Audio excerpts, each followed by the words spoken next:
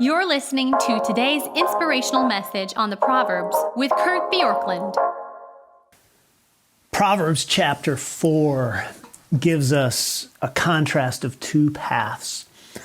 Verse 18, the path of the righteous is like the light of dawn, which shines brighter and brighter until full day.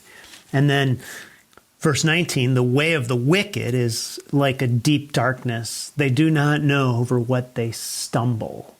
And so what we'll do this week is simply look at this contrast today. And then in each of the following days, there are four things that we're told basically to guard: our heart, our speech, our eyes, and our feet.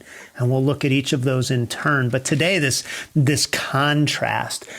And in our day, and probably in any day, it doesn't always seem that the contrast is this clear, that there's light and there's darkness, that there's a righteous on a path and a path for those who basically the Bible here calls wicked, Proverbs calls wicked. And it starts again with this exhortation to getting wisdom. Chapter 4, verse 1, hear, O sons, a father's instruction, and be attentive that you may gain insight.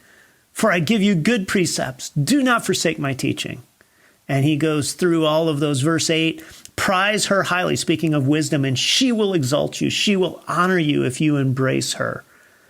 You could say that the more one exalts wisdom in his or her life, the more wisdom will exalt him or her.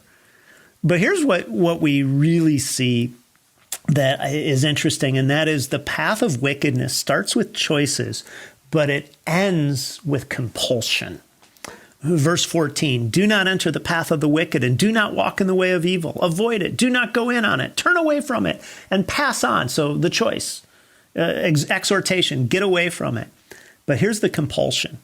Verse 16, for they cannot sleep unless they have done wrong, and they are robbed of sleep unless they have made someone stumble. For they eat the bread of wickedness and they drink the wine of violence. And this isn't just saying there's choices, but that the farther you get into a lifestyle that is apart from wisdom, that is apart from God's ways, the more compulsive it becomes, that you can't sleep until you've acted in ways that are contrary to what God wants. The way of the wicked, verse 19, is like a deep darkness, and they do not know over what they stumble.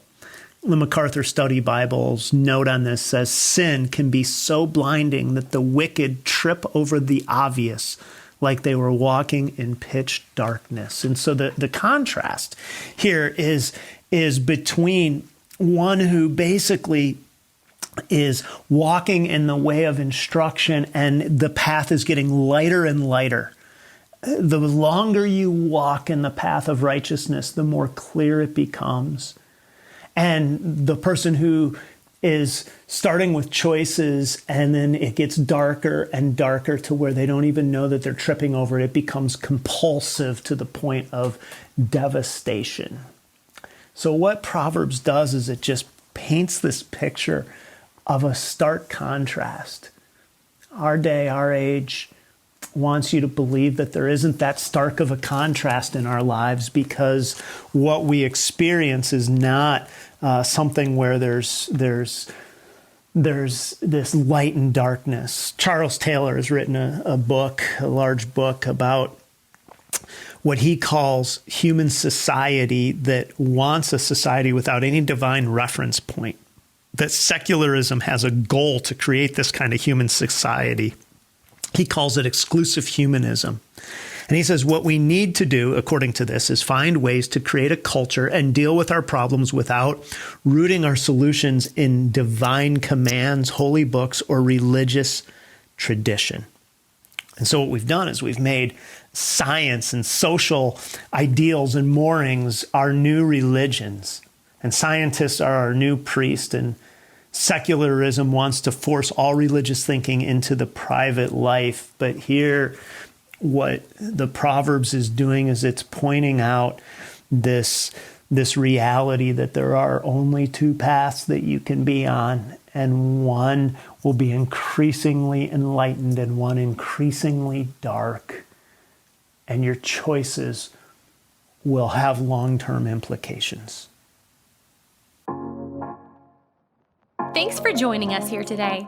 There's a lot of great content to explore on Orchard Hill Plus and on the Orchard Hill main feed from the weekend. Have a great day.